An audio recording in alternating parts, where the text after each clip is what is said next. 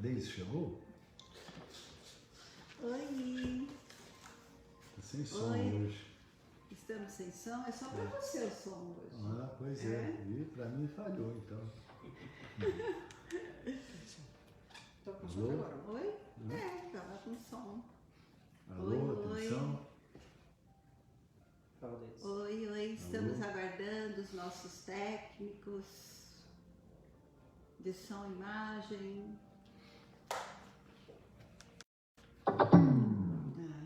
Parece que tem algumas coisas.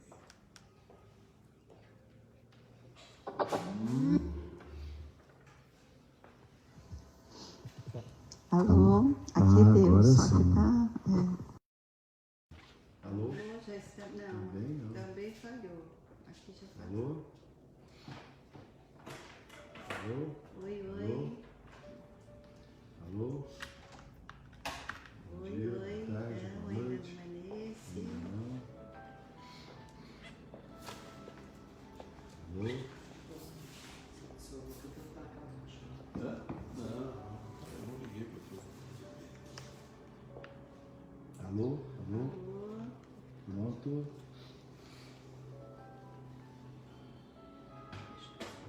Alô? Pronto? Alô? Alô? Alô? Oi, Akira. Oi, Edu. Sim. Oi, Helder. Oi, Angélica. Oi, Akira.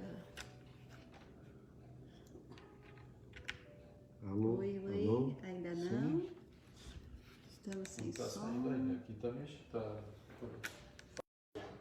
Oi. Opa, Pronto. ainda não. Quase Ainda deu. não, quase. Alô? Oi, boa noite. Boa noite. Alô? Oi, Renato, Alô? já não? Não, ele Achei começa que já. tinha estado, Alô? Pronto? Alô? Alô? Pronto? Alô? Oi, não, Alô? acho que é lá, porque não tá nem o meu nem o seu. Alô? Eu vou trocar a caixinha. Ah, Alô? alô? Agora tá. Oi, não? Também ainda não. Pronto? Alô? Oi, alô? Alô? Oi, Alô? meu ainda não. Pronto? Do Renato. Teste? Teste? Testando? Testando? Tá bom assim? Oi, boa noite. Boa noite. Agora funcionou esse Meu aqui. ainda não. Alô, boa noite. Alô. Boa noite, estamos chegando. Fala, Renato, para ver se você Alô? continua. Sim, tá tudo. Está no ar. Oi. Já vai começando. Agora deu. Pode abaixar um pouquinho. Acho que deu Alô? agora, Sim, né? acho que sim. Agora Tá bom? sim. Deu. Não? Melhorou? Tá estourando? Não? Tá bom? Tá bom? Tá bom aí? Graças a Deus. Oi. Graças a Deus. É porque eu não fiz a prece ainda. Tá vendo? Estamos já no ar aqui, né? Estamos lá. Olá, pessoal. Boa noite. Desculpem o nosso pequeno atraso. Estávamos aqui com problemas técnicos que já foram resolvidos pelo nosso diretor de arte, Akira, Edu. Estamos aqui outra vez para o nosso estudo. Hoje com o Renato, que vai nos falar sobre... Hoje nós vamos começar os mensageiros, né? Opa! Então, nós vamos falar um pouquinho do prefácio de Emmanuel e conversar um pouquinho, né? Quanto aprender, né, nesta noite, ou quanto vai possibilitar esse livro do aprendizado para todos nós, Esse né? livro é maravilhoso, nossa. Então vamos todos estudar juntos. Então vamos começar agora. Pede para dar o retorno do som, Por da favor, imagem, se está bom. por favor, né? Retorno do som, da imagem, perguntas, para aquecer os nossos corações aqui, ouvir a voz de todos. Então vamos acalmando os nossos corações e nos unindo uns aos outros, nos projetando a esta casa neste momento, recebendo os abraços dos amigos que aqui estão, abraçando-nos, recebendo os amigos espirituais que nos esperam todas as quinta-feiras para esse estudo, e que esse abraço amoroso deles neste momento se estendam aos nossos lares, onde estejamos, para que juntos possamos ir em busca do Mestre Jesus e rogar-lhe, Senhor, que se conosco, inspira-nos, abra as nossas mentes e os nossos corações ao entendimento dos estudos desta noite. E assim rogamos também a Mãe Santíssima, que envolva-nos do seu manto de luz, de paz e de amor. Ave Maria, cheia de graça, o Senhor é convosco. Bendita sois vós entre as mulheres, bendito é o fruto do vosso ventre, Jesus. Santa Maria, Mãe de Jesus, rogai por nós, os pecadores, agora e na hora de nossa morte. Amém. Deise, antes de começar, posso...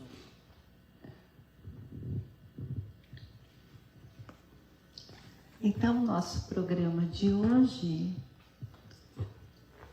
nós vamos estudar no Evangelho segundo o Espiritismo, o capítulo 17, Sede Perfeitos, no item 8, a virtude.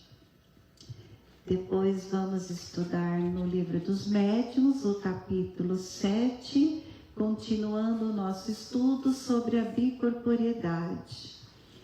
E em seguida, nós entraremos no início dos mensageiros, né? Mais este livro fantástico. Então, o Evangelho desta noite nos fala sobre o ser de perfeitos, os caracteres da perfeição, o homem de bem, os bons espíritas. E aí ele nos fala sobre o dever e mais para frente sobre a virtude. E nos trazem o seguinte nas instruções dos espíritos: a virtude, no seu grau mais elevado, abrange o conjunto de todas as qualidades essenciais que constituem o homem de bem. Ser bom, caridoso, trabalhador, sóbrio, modesto, são as qualidades do homem virtuoso. Infelizmente, são quase sempre acompanhadas de pequenas falhas morais que as delustram e a enfraquecem. Aquele que faz alarde de sua virtude não é virtuoso, pois lhe falta a principal qualidade, a modéstia, e sobra-lhe o vício mais oposto, o orgulho. A virtude realmente digna deste nome não gosta de exibir-se. Temos de adivinhá-la, mas ela se esconde na sombra, foge à admiração das multidões. São Vicente de Paulo era virtuoso, o digno cura de Ars era virtuoso, e assim muitos outros pouco conhecidos no mundo, mas conhecidos de Deus. Todos esses homens de bem ignoravam que eram virtuosos. Deixavam-se levar pela corrente das suas santas inspirações e praticavam o bem com absoluto desinteresse e completo esquecimento de si mesmos. É para essa virtude, assim compreendida e praticada, que eu vos convido, meus filhos, para essa virtude realmente cristã e verdadeiramente espírita, que eu vos convido a consagar-vos. Mas afastai de vossos corações o sentimento do orgulho, da vaidade, do amor próprio, que deslustram sempre as mais belas qualidades. Não imiteis esse homem que se apresenta como modelo e se gaba das próprias qualidades, para todos os ouvidos tolerantes. Essa virtude de ostentação esconde quase sempre uma infinidade de pequenas torpezas e odiosas fraquezas. O homem que se exalta a si mesmo, que eleva estátuas à sua própria virtude, em princípio aniquila, por essa única razão, todos os méritos a que efetivamente podia ter. E que direi daquele cujo valor se reduz a parecer o que não é?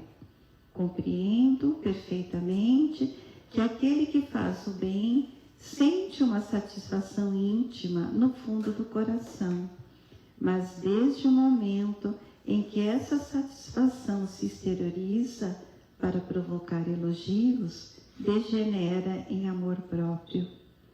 Ó vós todos, a quem a fé espírita reanimou com os seus raios, e que sabeis quanto o homem se encontra longe da perfeição, jamais vos entregueis a essa estultícia. A virtude é uma graça que desejo para todos os espíritas sinceros, mas com esta advertência: vale menos virtudes na modéstia do que muitas no orgulho. Foi pelo orgulho que as humanidades se perderam sucessivamente, e é pela humildade que elas um dia deverão redimir-se. Que lição já começamos hoje, né? Precisamos de muito esforço, né? Todos os dias, todos os momentos, para podermos avançar um pouquinho cada dia. Então, continuando o nosso estudo sobre a bicorporidade, nós vimos, né, a semana passada, que a bicorporidade é o fenômeno onde se constata o mesmo espírito encarnado em dois lugares ao mesmo tempo, em dois lugares diferentes ao mesmo tempo. Então, nós vimos que há o desdobramento para que isso aconteça, e que o espírito, ao sair deste corpo, ele ainda fica ligado pelo cordão fluídico. Então, ele nunca abandona o corpo só é abandonado pelo espírito na ocasião da morte. E assim, ele fica numa relativa liberdade, parecido com o do sono. Quando nós dormimos, durante o sono, nós desdobramos e vamos a lugares muito distantes. Assim também a corporeidade é. Só que é o espírito encarnado que está indo num outro lugar, e nesse lugar ele consegue se tornar visível, muitas vezes tangível, e consegue interferir no meio. E este mesmo processo de desdobramento que dá na bicorporeidade, ele também vai dar nos outros fenômenos que nós vamos estudar daqui para frente. Então, os fenômenos espíritas acontecem com essa exteriorização do perispírito. Muitas vezes próximo, muitas vezes a longas distâncias, como nós vemos na bicorporeidade que pode chegar. Então, na pergunta 118 do Livro dos Espíritos, é a seguinte: como o corpo pode viver enquanto o espírito se ausenta? Então, ele nos responde que o corpo, ele se mantém na vida orgânica, mas que o espírito nunca se ausenta totalmente, né? Ele está sempre ligado pelo cordão fluídico no corpo. Então, não tem uma ausência total. A ausência total é só quando da morte. E assim também ele nos fala que os médiuns videntes reconhecem quando é uma pessoa viva, quando é um encarnado, né, que está aparecendo em outro lugar, porque ele leva consigo este traço luminoso que ele fica ligado no corpo físico. Então, onde ele aparece, ele tem com ele um traço luminoso que tanto os médiuns aqui da Terra, quando veem este fenômeno acontecer, como no mundo espiritual, também se mostra a diferença quando é um ser encarnado que está se apresentando. Então, esse fenômeno, essa ligação, né, que fica entre o perispírito, o espírito e o corpo, ela nunca se desliga, só desliga com a morte. Então, é por essa ligação fluídica que muitas vezes o espírito volta correndo para o corpo. Então, toda vez que ele se acha em perigo, ele vem como um relâmpago e toma conta do corpo dele. Então, ele nunca se ausenta, não há morte neste desdobramento, porque a qualquer perigo ele pode voltar para o corpo físico dele. Então, e também Kardec nos fala que neste retorno, né, quando ele se acha em perigo e volta rapidamente para o corpo físico, ele nunca vai encontrar a porta fechada. Então, todas as vezes que ele sair, ele neste desdobramento, não tem a morte. E toda vez que ele se sente em perigo, ele volta e encontra sempre o corpo dele, de onde ele é dono e que ele toma conta. E na pergunta 119, ele pergunta o seguinte: o espírito de uma pessoa viva, afastada do corpo, pode aparecer como de um morto, com todas as aparências da realidade? Ele fala que sim. Então, toda a aparência dele que ele existe no corpo físico, ele vai aparentar aonde ele se apresenta, onde o perispírito dele se apresenta. Então, o corpo fica num determinado local, numa calmia, como se estivesse numa sonolência, e o perispírito, o espírito, vai aonde ele é chamado. E aí ele fala que nos traz dois casos, né, aí nessa pergunta 119, onde Kardec nos conta sobre Santo Afonso de Ligório. É um santo da Igreja Católica e que ele foi canonizado pela Igreja antes do tempo, porque ele foi visto em dois locais ao mesmo tempo. Então, ao mesmo tempo que o corpo dele estava no local, e isso foi constatado, também ele foi visto em outro local. E aí Kardec também nos fala, aí a igreja chama isso de milagre, né? Por isso que ele foi canonizado. Aí Kardec nos fala também de Santo Antônio de Pádua e nos conta a história dele, que ele estava em trabalho na Espanha e o pai dele estava em Pádua, que é na Itália. E que o pai dele foi acusado de assassinato e já ia ser levado para o suplício. E neste momento, ele sentindo a ligação do pai, o pensamento do pai, ele se transporta para este local lá em Pádua. E lá em Pádua ele faz a defesa do pai e também aponta quem é o criminoso, por quem o pai estava sendo trocado ali naquele local, né? Ele demonstra a inocência do pai e aponta o criminoso, que depois também recebe o seu castigo.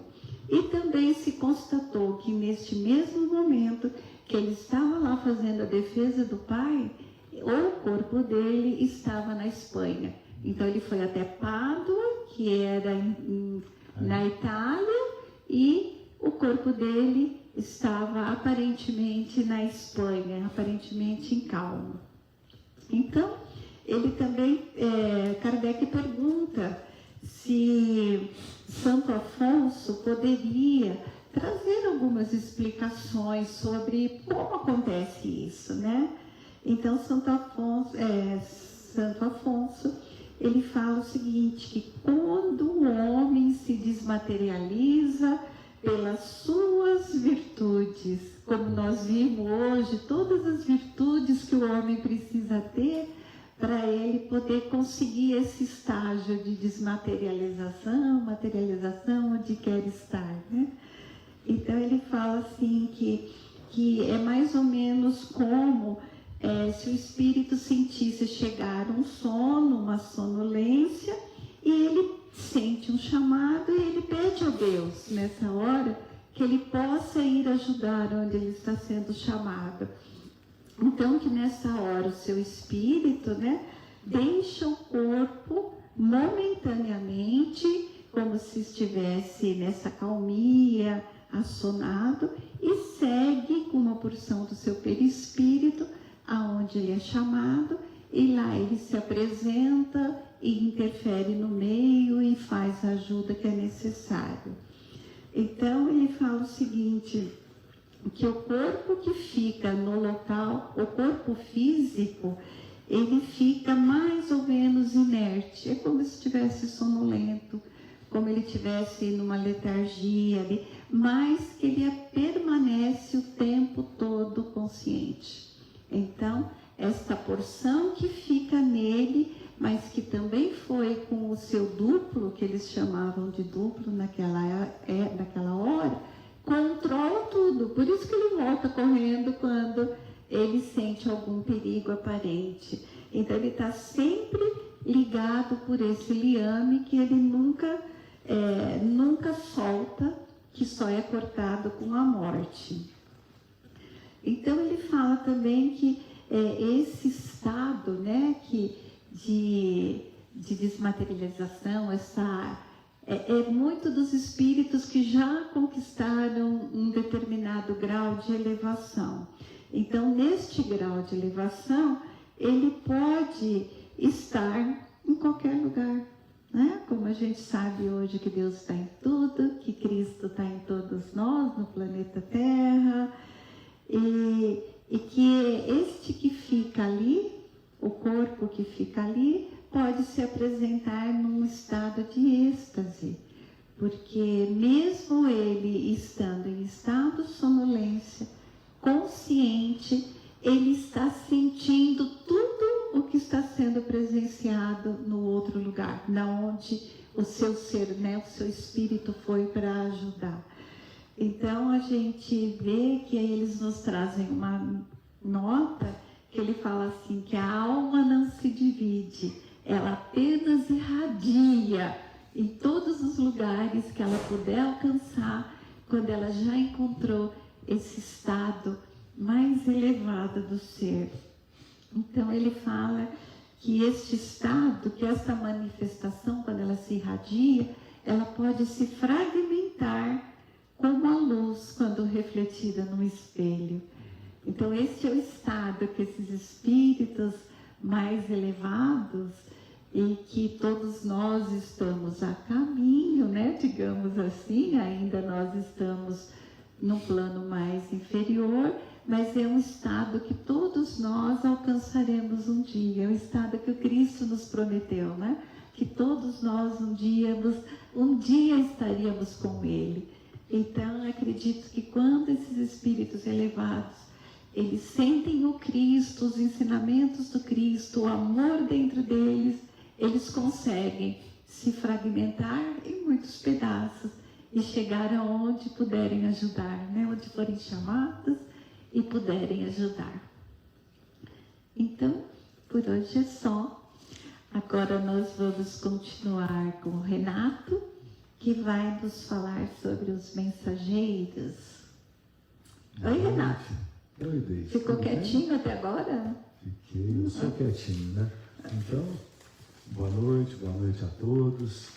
Ô, Deise, então todos nós seremos anjos, é? Se Deus quiser, né? Precisa de muito esforço, vai demorar muito tempo, mas todos nós temos este caminho a percorrer, né? Isso mesmo. E estudando um pouco, né? Estudando, compreendendo como acontece, né? Como só o estudo nos traz o entendimento para que consigamos essas virtudes e que possamos caminhar com Cristo no coração, né? Isso é bom. E o Sr. José que ensina isso, né? Aprender e praticar. Aprender e praticar. Todo dia um pouquinho. Todo dia um pouco. Ou bastante, né? E é isso que a gente aprende aqui nesse livro maravilhoso que nós vamos iniciar hoje, né? E Os Mensageiros. E ele também foi escrito por André Luiz, com as mãos do nosso Chico. E André Luiz, só fazendo uma retrospectiva, né? Ele, enquanto encarnado, ele foi médico, cientista, estudioso. Ele descobriu e catalogou todo o ciclo da doença de Chagas, ganhou muitos prêmios e reconhecimento internacional. E após a morte de Oswaldo Cruz, né, ele assumiu a direção lá do Instituto Manguinhos, que é a Fundação Oswaldo Cruz lá no Rio de Janeiro, e o Fiocruz, né, que hoje está sendo aí tão importante, né? Um centro de pesquisa. Também nessa pesquisa agora. Né? E lá ele, como diretor principal ali do Instituto Manguinhos, ele recepcionou vários presidentes da República, né? A capital era no Rio de Janeiro naquele tempo, muitos reis visitaram, e Albert Einstein visitou, né? O Carlos Chagas, né? Que é o nosso André Luiz, e tantas outras personalidades importantes que estiveram lá com ele. E com isso ele tinha assim, uma vida social muito... Ele era muito comemorado, ele era muito, né, tinha uma vida social também muito intensa e muito inteligente, né? Um administrador muito sensato, muito ágil, né, daquele instituto. No entanto, a vida dele íntima era, de certa forma, mundana, né? Ele tinha o lado dele, ele gostava de tomar um aperitivo todo dia, ele não tinha fidelidade no lar, então ele sentia alguns problemas assim que afetaram muito o físico dele e a vida moral dele. E aí o que aconteceu? Com 55 anos ele desencarnou, foi tido como suicídio inconsciente, né? Então, das coisas que ele fez, e teve sífilis, né? E aquilo ali depauperou o organismo espiritual dele. E teve muito sofrimento, né? Depois de desencarnado, foi lá para o Vale dos Suicidas, né? E sofreu muito. Então nós estudamos tudo isso no nosso lar. E no nosso lar, então, aí ele vem no livro Nosso Lar contar as experiências dele, né? Como é que foi o sofrimento, a dor, a consequência de tudo aquilo que ele passou e o aprendizado dele, né? O resgate, depois tudo que ele foi aprendendo com Lísias, com o governador, com o ministro, Clarence. Então ele aprendeu muitas coisas. E no prefácio de Nosso Lar, o Emmanuel nos conta, né, que há muito tempo eles buscavam no círculo espiritual alguém que pudesse transmitir aos outros a própria experiência, né, e que essa experiência fosse significativa, né, com todos os detalhes, né, e com a compreensão da ordem que preside os esforços dos desencarnados, né, que muito lutam para se melhorarem, né, e as experiências todas. E aí encontraram, né, e enxergaram em André Luiz essa possibilidade. Então, ele tinha muito preparo, né, um português claríssimo e, né, perfeito, né, e então ele começou a escrever, começou a fazer aquele trabalho de repórter do mundo espiritual, para se comunicando, né, contando as suas próprias histórias para os encarnados, né? Então isso foi tão importante porque os espíritos eles acham maneiras de nos comunicar, né? Então a gente vê que o primeiro livro da doutrina, que é o Livro dos Espíritos, ele veio na forma de perguntas e respostas, né? Exatamente por quê? Porque Kardec ia fazendo as perguntas. Eles trazem notícias do mundo espiritual, coisas que nós não poderíamos aprender aqui sozinhos. Tão diferente que é, né? A vida do outro lado, aquilo que traz. Então tem uma característica que nem com alguns milênios nós seríamos capazes de sondar aquilo que existe lá, a não ser que voltasse alguém dali para nos contar como é, né? E foi isso que André Luiz fez. E foi tão importante essa obra dele que deu origem a essa série, né? A Vida no Mundo Espiritual, que tem 13 livros, e ele escreveu outros tantos, né? Que também não fazem parte dessa coleção, que foi chamada A Vida no Mundo Espiritual. Bom, o médium, né? Nosso Chico, dispensa comentários, né? E ele, médium perfeito, né? Porque a mediunidade dele, totalmente mecânica, então ele passava para o papel exatamente o pensamento do Espírito, exatamente cada palavra que o Espírito ditava para ele. E depois ele ainda fazia a revisão daquele texto, né? E a gente vê que nos livros do Chico não tem um erro de português, não tem um erro de pontuação, de vírgula, não tem nada, eles são perfeitos, né? E ele mesmo passava a limpo aquele manuscrito, né? E na máquina de escrever, pelas antigas Remington, né? A feijão, né? Nada de elétrica e nada de corretor, nada de Word, né? Então era sem um erro sequer.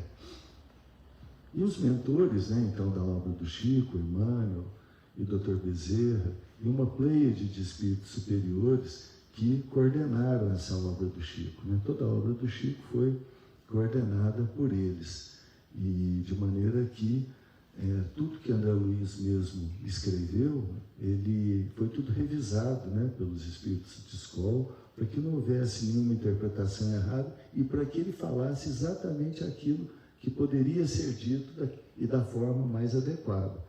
Então, essa obra foi cercada, né, de muito cuidado, de muito estudo, assim, com muita segurança, né, por esses espíritos superiores que trabalhavam ali numa equipe fabulosa, né, que foi, na verdade, a continuação do trabalho de Kardec, porque nos 15 anos, né, do trabalho de Kardec ele não conseguiu colocar tudo, né?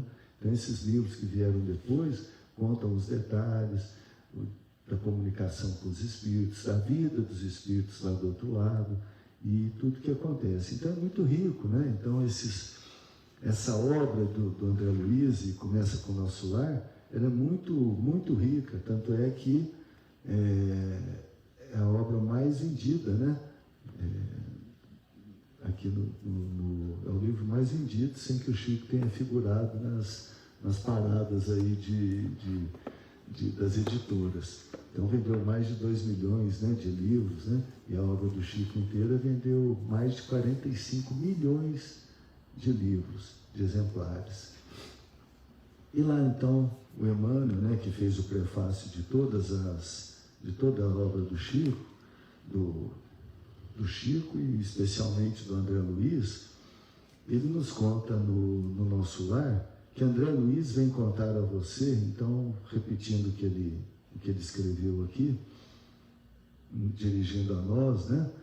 André Luiz vem contar a você, leitor amigo, que a maior surpresa da morte carnal é a de nos colocar face a face com a própria consciência, onde edificamos o céu, estacionamos no purgatório ou nos precipitamos no abismo infernal. Ele vem lembrar que a terra é oficina sagrada e que ninguém a menosprezará, sem conhecer o preço do terrível engano a que submeteu o próprio coração. De maneira, então, que Emmanuel é incisivo, né? Então, num parágrafo, ele resumiu o que aconteceu, né? Todo o sofrimento do André Luiz, todas as consequências que ele teve que ele encontrou do outro lado depois da morte, né? Todas as consequências de tudo que ele fez com o próprio corpo físico e das marcas que ele gravou no corpo espiritual dele pelas atitudes, né? Pelo orgulho que ele carregava, pela vaidade, e conta como foi a transição, como foi o processo de crescimento, de evolução dele, de compreensão, né? Muito ajudado, porque ele era muito curioso, né? E tinha bom coração, apesar das, né? E era por ignorância, né? O erro dele, os erros que ele cometeu, foi por pura ignorância. E ele, quando ele realizou das dificuldades, da necessidade de mudar e compreendeu um outro caminho, ele fez essa mudança. Ele, né, se transformou totalmente. Então essa é a história do nosso lar. E ele continua agora nos Mensageiros, né, depois que nós terminamos a semana passada, com aquela aula do Dr. Gerhard.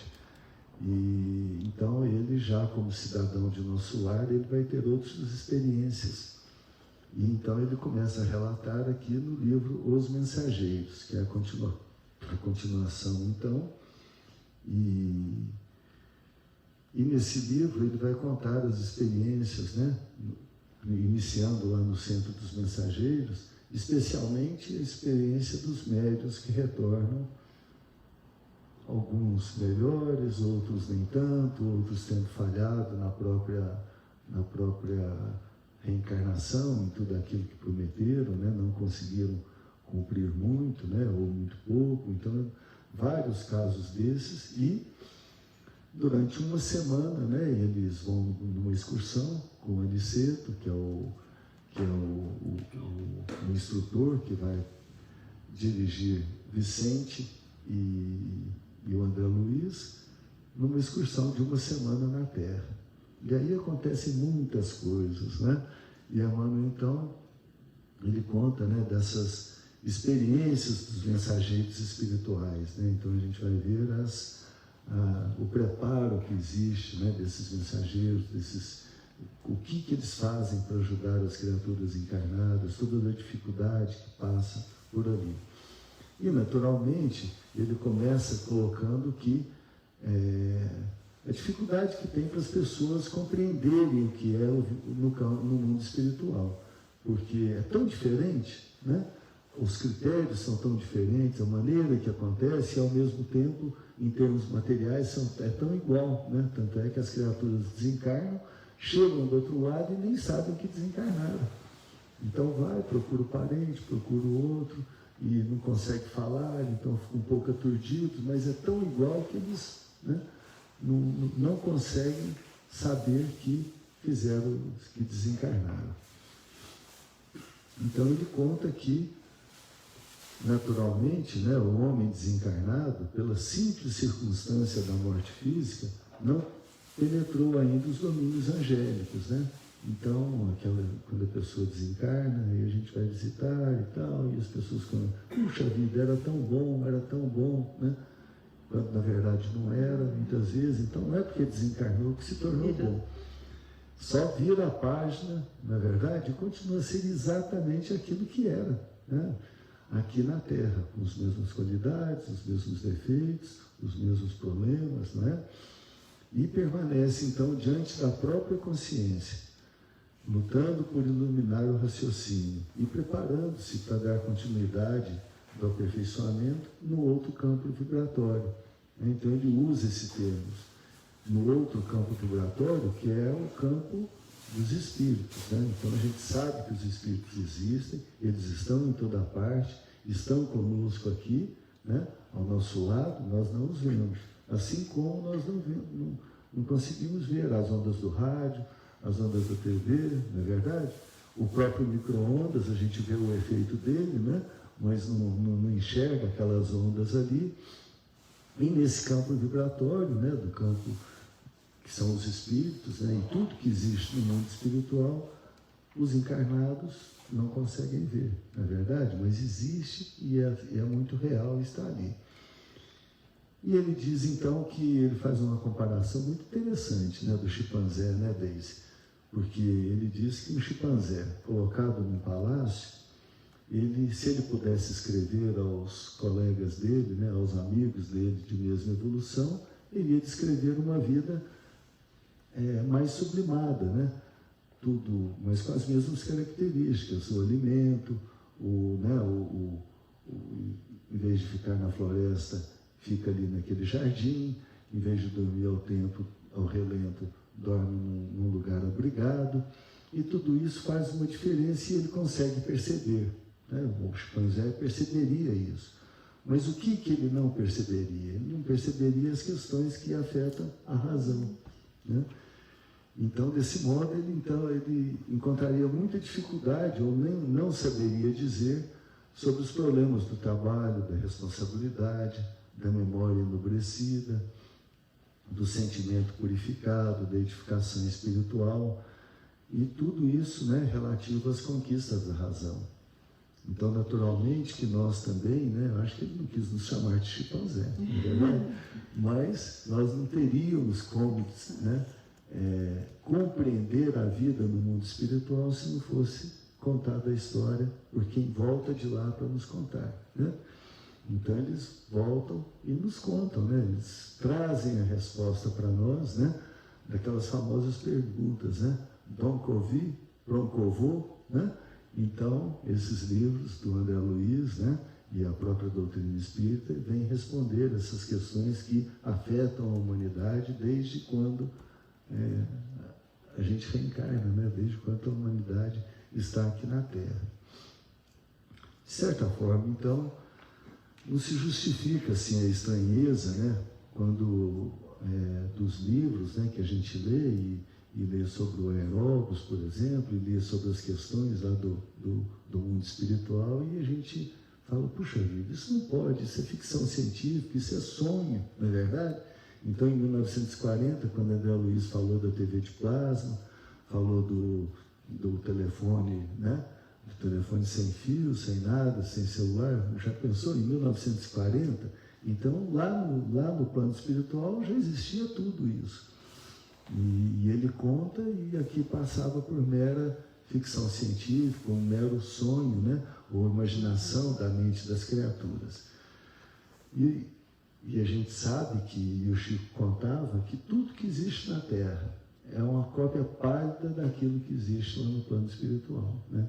Lá está muito mais evoluído, está muito mais, né? Porque a gente vem de lá e nós estamos aqui com nos preparando para crescer, né? Nos preparando para nos melhorar, em todos os sentidos, né? Então, a lei do progresso, diz Emmanuel aqui, ela é inexorável, né? O progresso não sofre estacionamento.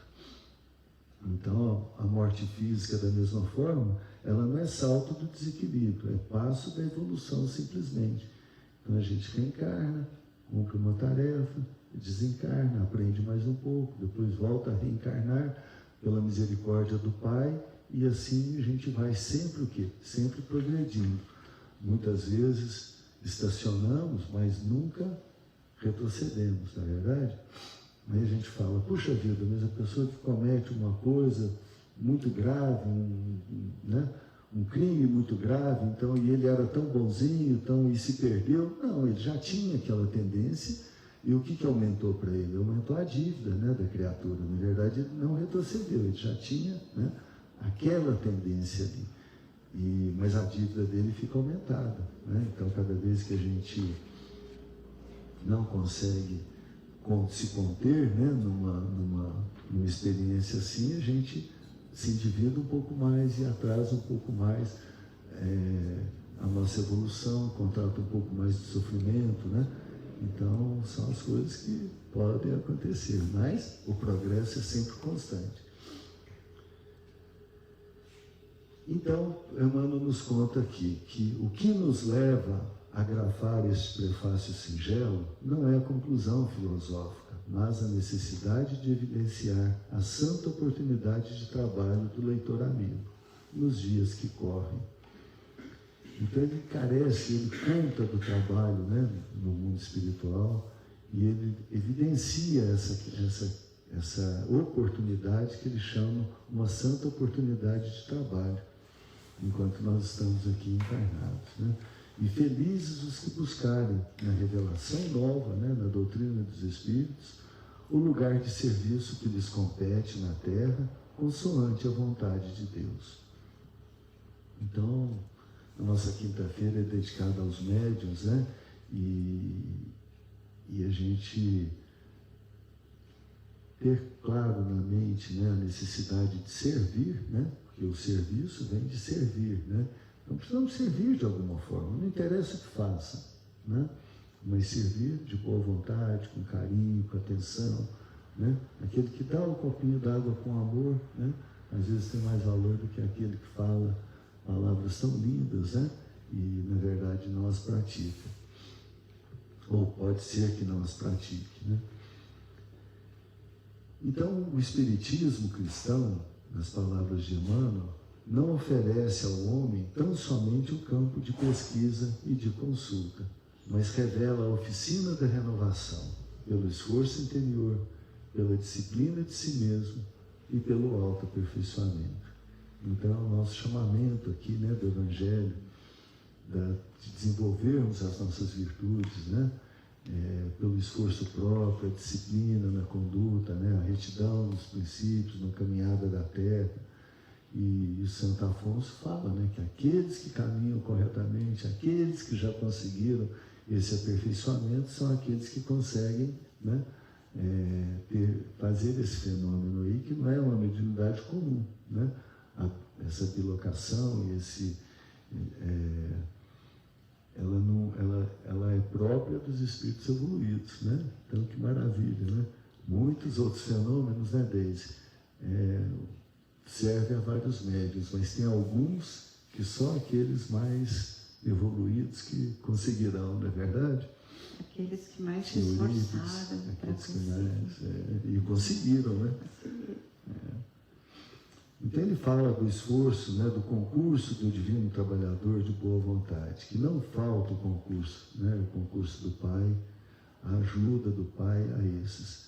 Mas o Aniceto, então, as próprias atitudes dele, né, quem o conhece, né, o espírito de serviço, vai reconhecer que não é fácil prestar assistência espiritual aos homens. Então, uma das coisas que chama muita atenção nesse livro, porque a dificuldade que os bons espíritos têm de nos ajudar aqui, né?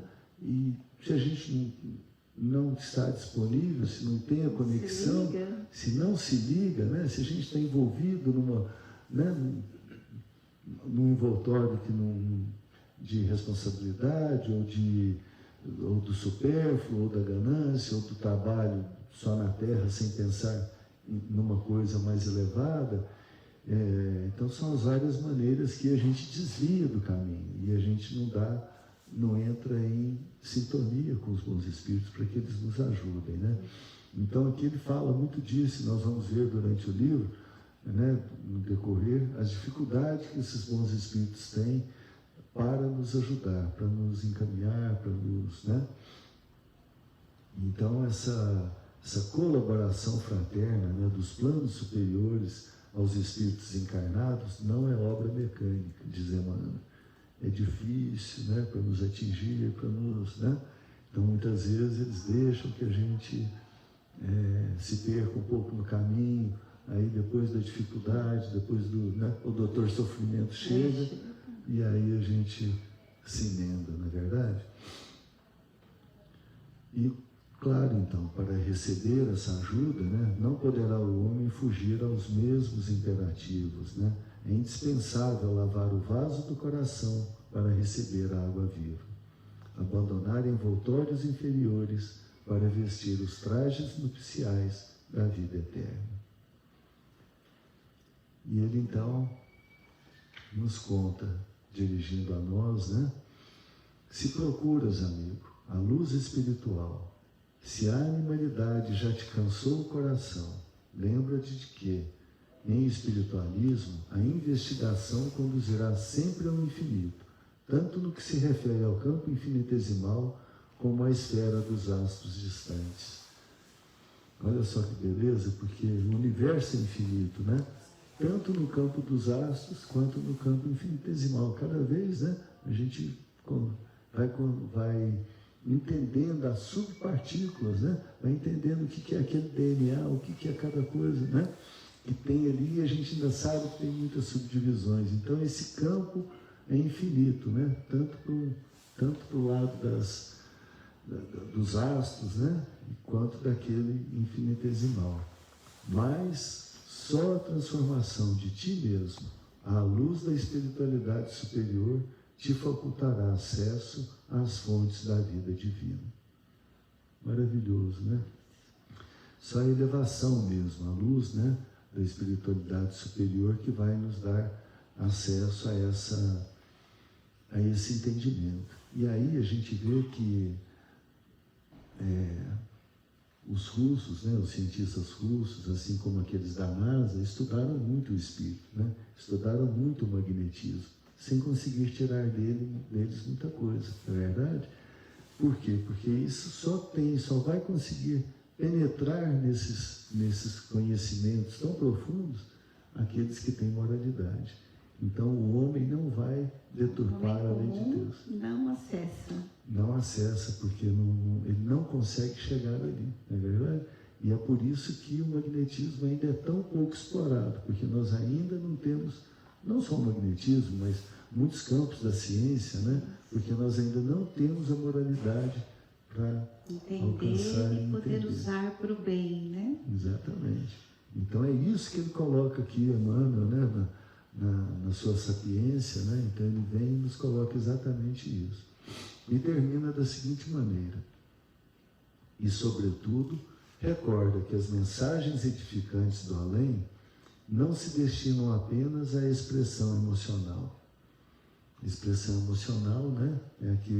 É a semente que caiu no pedregulho, né? Ela brota, acha bonito aquilo ali, mas a primeira dificuldade ela logo morre, né?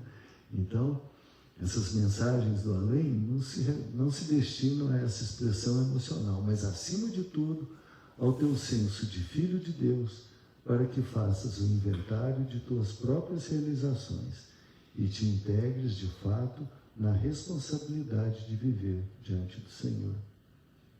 Nossa, é muito bonito, né? Quanto ainda temos que aprender, né? Agora com mesmo, eles né? nos mostrando isso. E esse livro é um convite muito, muito bom, muito importante, né? Porque aqui ele fala do Aniceto, né?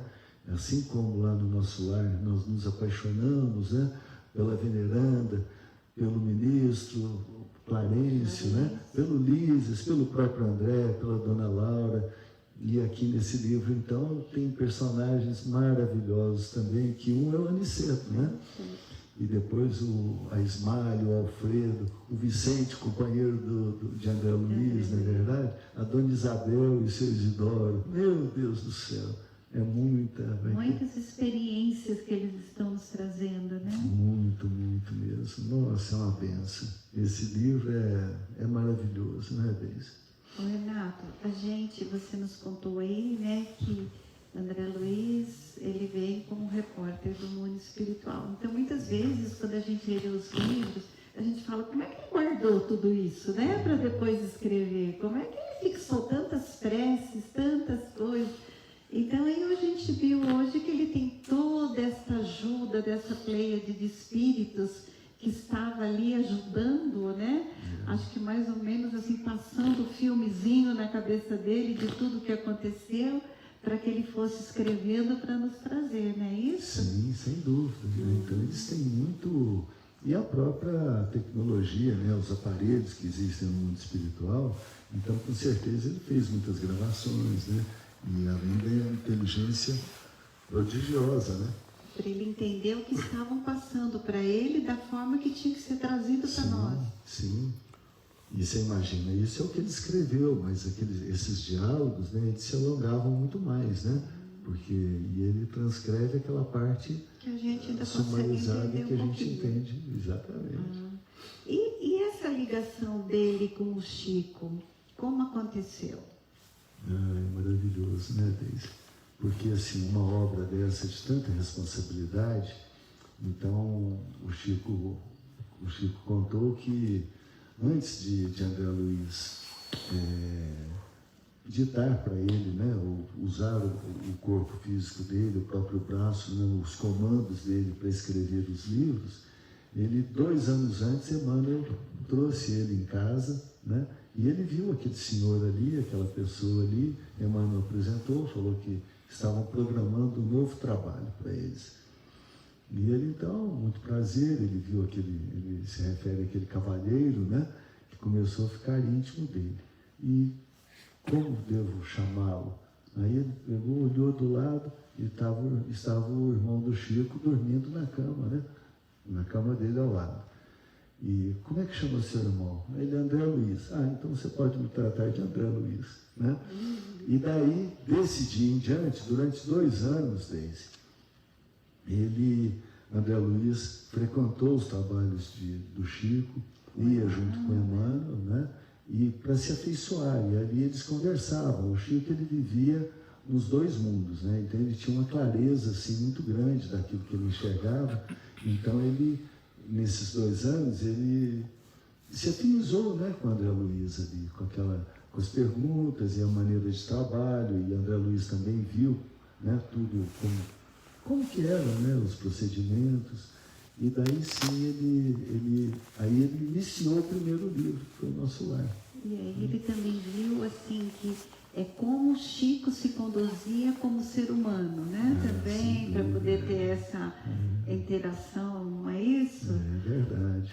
Ele viu que o Chico, nós todos sabemos que já era um espírito elevado, que tinha uma missão, né? Que a missão dele era essa, né?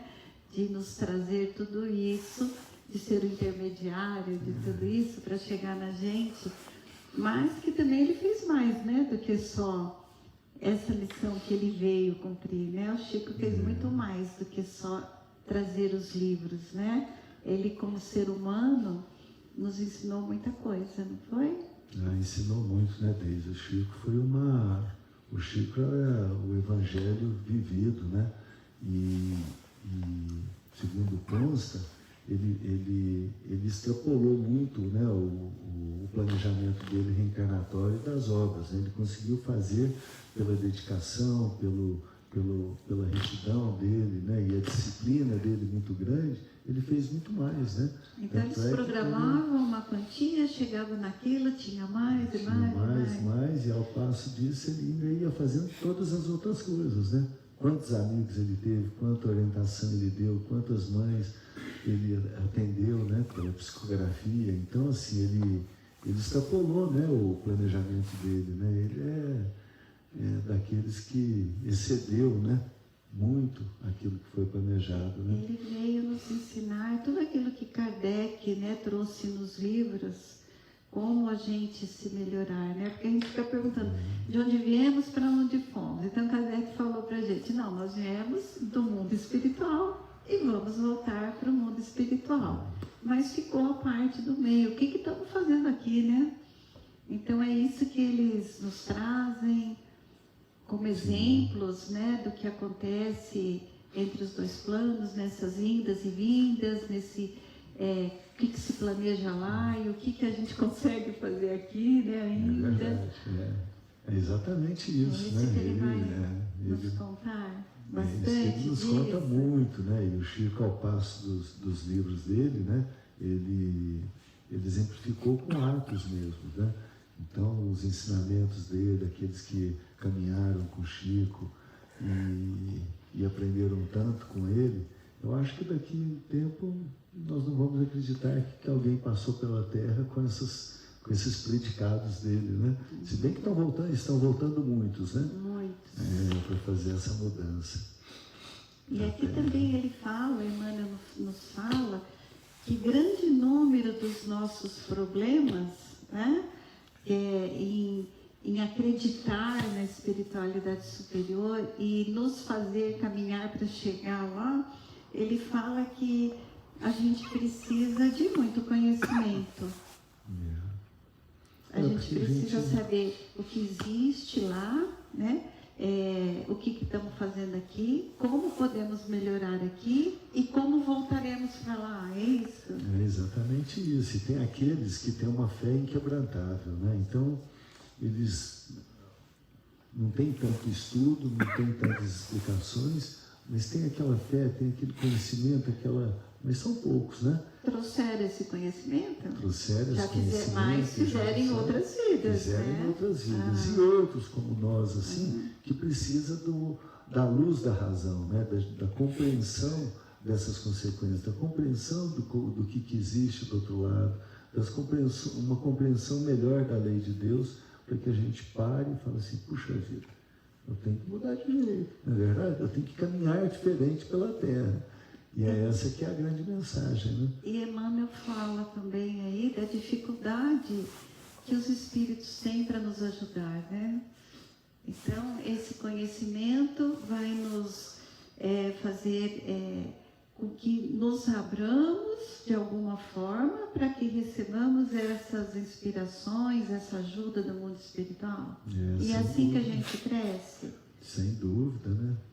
Porque o conhecimento, né, o estudo, aliado ao trabalho, né, que a gente reconhece no outro as necessidades e esse desenvolvimento pessoal, né, inibindo o nosso orgulho, inibindo a nossa vaidade, ficando mais serenos, mais preocupados, né, porque quando a gente está preocupado em ajudar, é a mesma coisa de abrir o canal para os bons espíritos nos intuírem, né, falarem conosco. Então E aí, o processo de crescimento é esse, né? O que dizer dessa frase aqui, que muitos ficam à espera de acontecimentos espetaculares? E não se esforça? É isso? Pois é, porque muitas vezes, muitas pessoas procuram o centro espírita interessados nos fenômenos, né? Então, querem psicografia, querem carta, querem ver o fenômeno em si.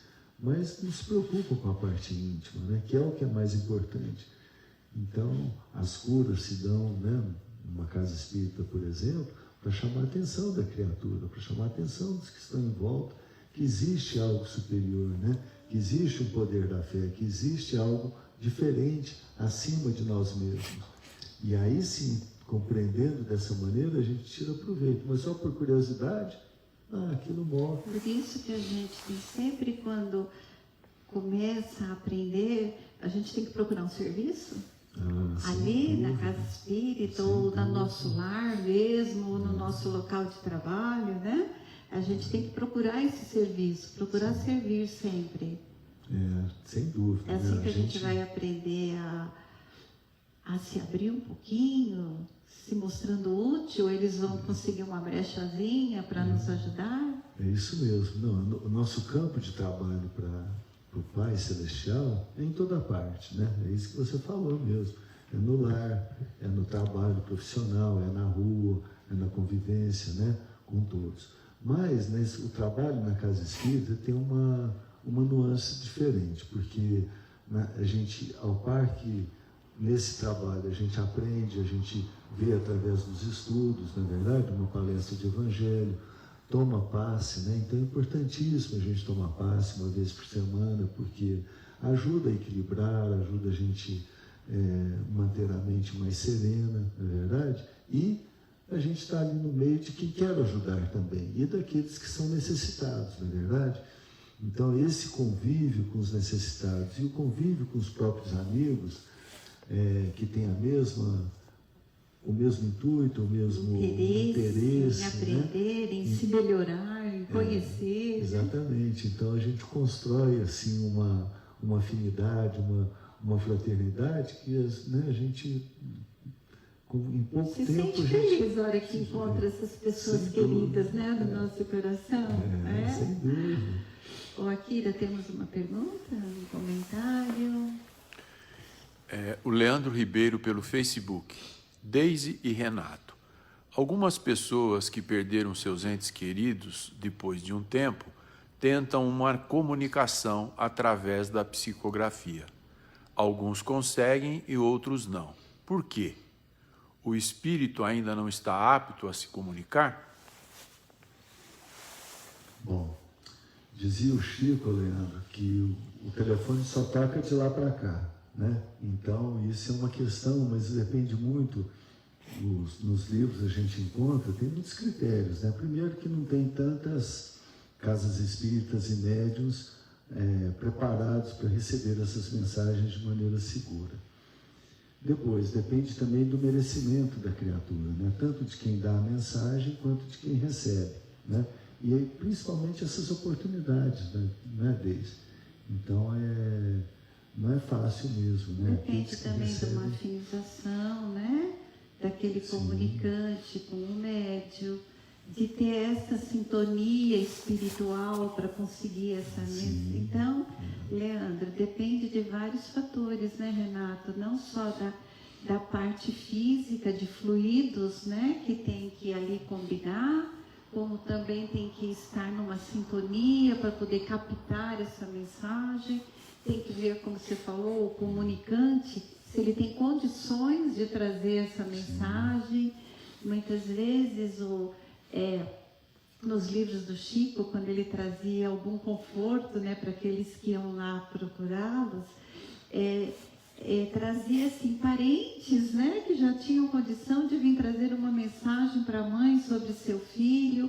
Então, tem vários fatores para que isso aconteça. Então, por isso que muitas vezes a gente quer e não acontece, né? Exatamente. Porque tem muitos fatores envolvidos, não só a gente querer, mas tem toda essa condição física, a condição espiritual, a condição daquele com quem a gente quer se comunicar, se já tem condição, né? Então tem muita coisa envolvida. E mais médiuns preparados, né, para poder cumprir essa tarefa, que né? tenham uma moral já, uma prática, né, moral, religiosa, para conseguir captar essa mensagem de uma forma mais pura, né, do jeito que é transmitido também.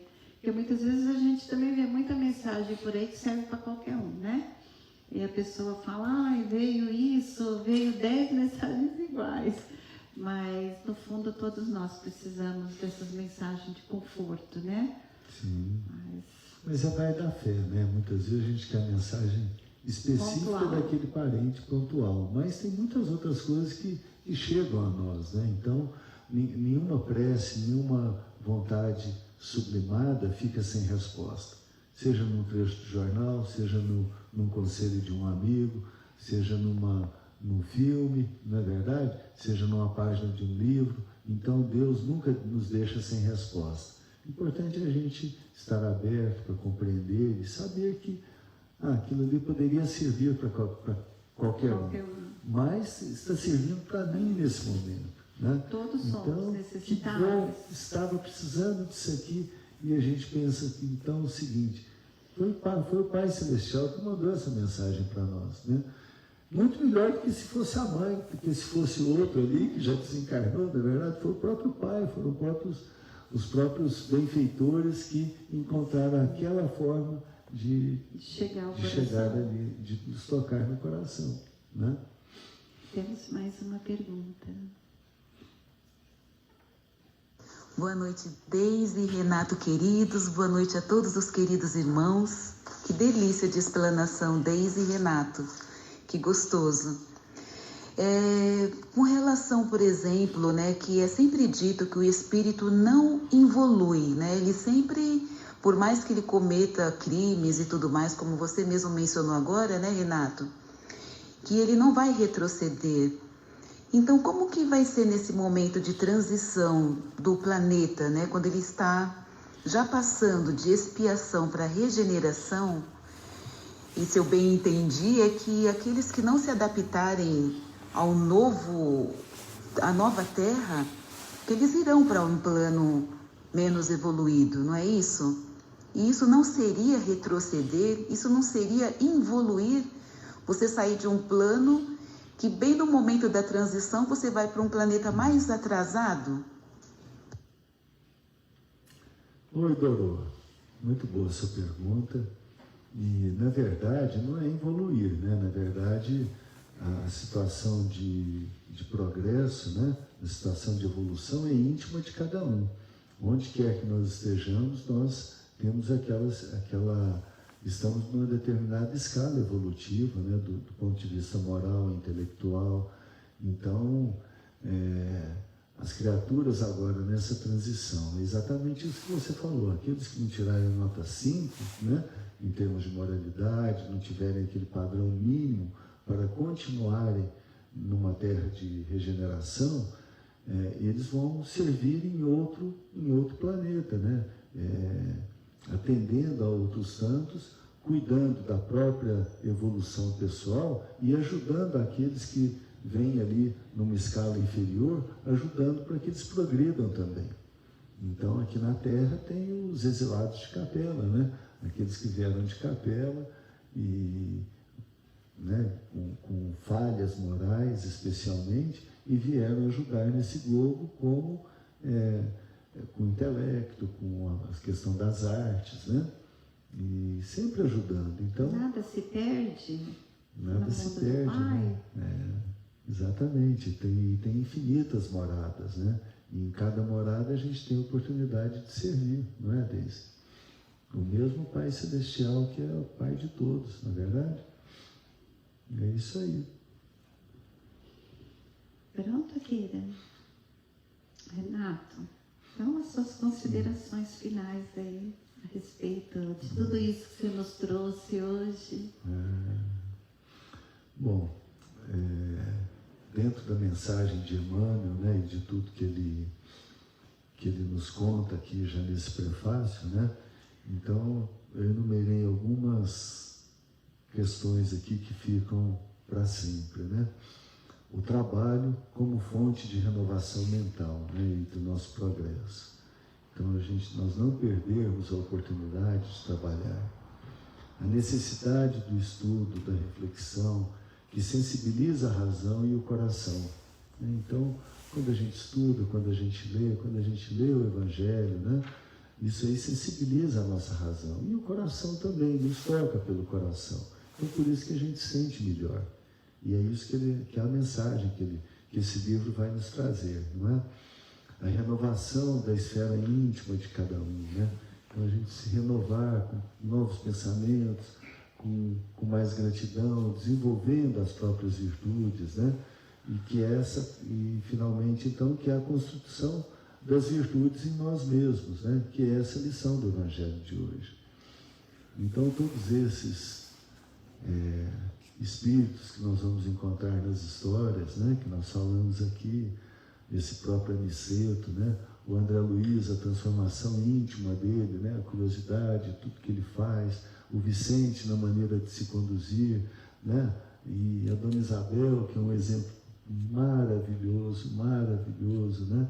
E o seu Isidoro, marido dela, da mesma forma. E aí a gente pode pensar assim, né, Deise, só para concluir. Puxa vida, eu já li o livro. Eu já estudei o livro uma vez. Mas quantas vezes nós teremos que estudar esses livros e ler e reler, porque em cada vez é uma situação nova, uma situação diferente, né? Nós já não somos mais o mesmo e a nossa compreensão passa a ser muito maior daquelas informações que contém no livro e que muitas vezes a gente passa batido, né? Como diz o ditado popular, sem ter a verdadeira compreensão. Então, daí a necessidade, né, da gente estudar e da gente compreender cada vez melhor, né? Então, e cada um que apresenta, né, dos nossos amigos aqui que vêm, que a gente estuda junto, então cada um apresenta um capítulo, né?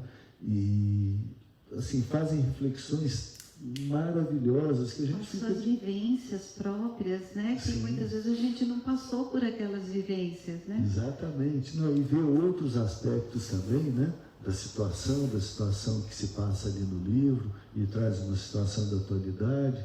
Nossa, é muito rico, né? Esses estudos são maravilhosos, né? E é por isso que você sabe que o seu José e a Dona Mari, eles não perdem um, né? E quando chega aqui, eles querem vir na quinta-feira aqui, porque o estudo é muito bom. E aí ele fala assim, nossa, aquela moça eu não conhecia. Nossa, que palestra, hein? E fica muito empolgado, né? Gosta muito, então, e diz que aprende muito aqui conosco, né? Então isso é muito bom, né? Porque estou dando esse exemplo, que é uma pessoa com muita experiência, que já estudou muito, e mesmo assim aprende, né?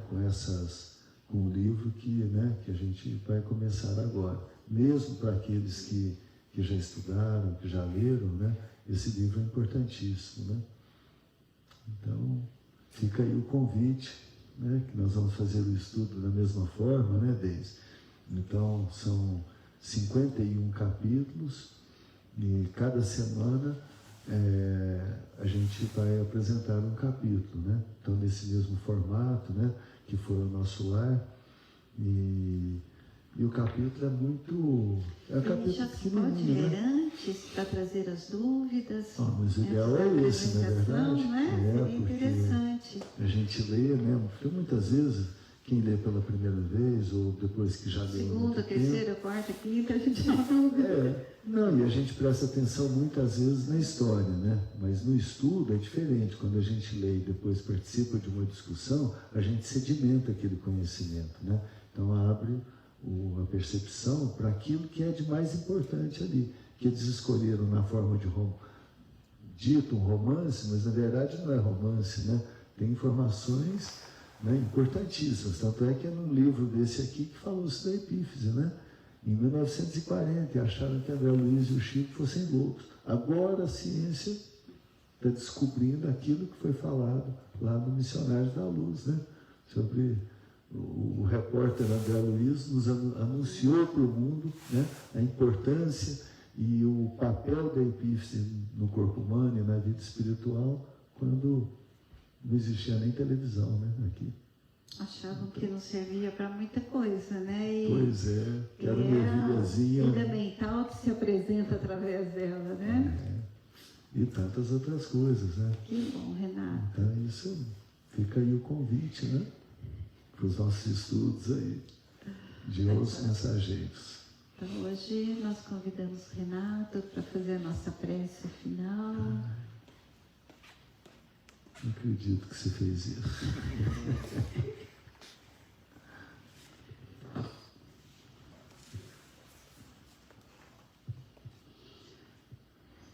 Não estava no script isso, hein, Deise?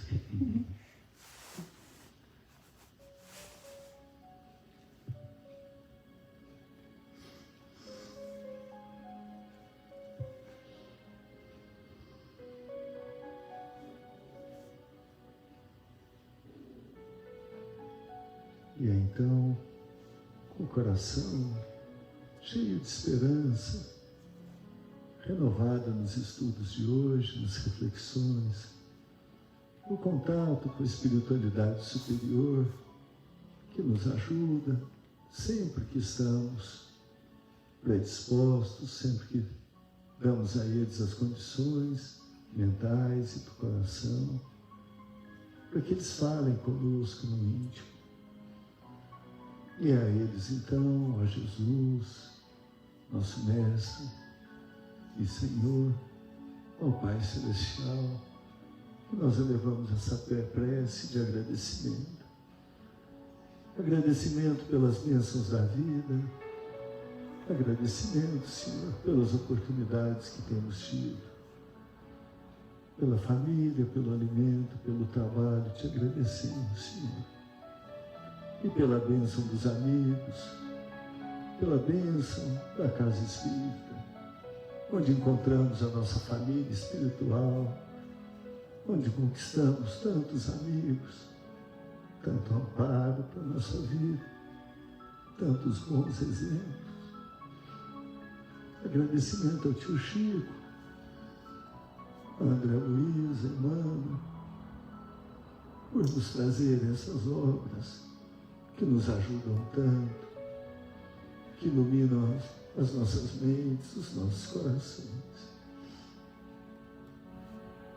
E além de pedir tanto e agradecer, te rogamos, Senhor, por nós mesmos, pelos nossos lares, pela nossa casa de oração, pelos nossos vizinhos.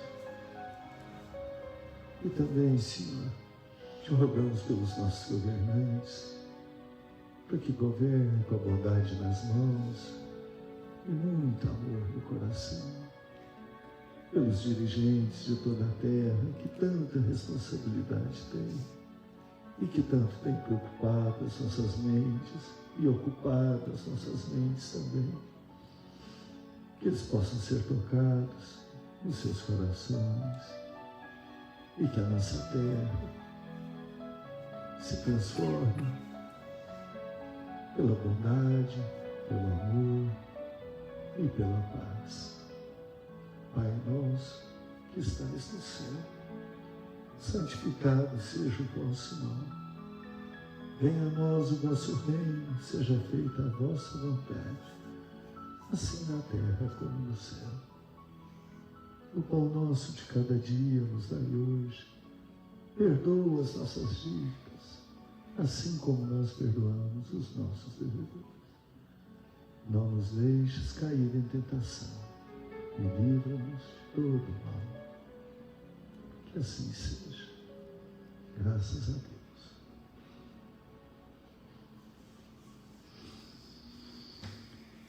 Boa noite a todos. Até quinta-feira que vem, se Deus quiser, no primeiro capítulo dos Mensageiros. Muito boa noite e até a semana que vem. Graças a Deus.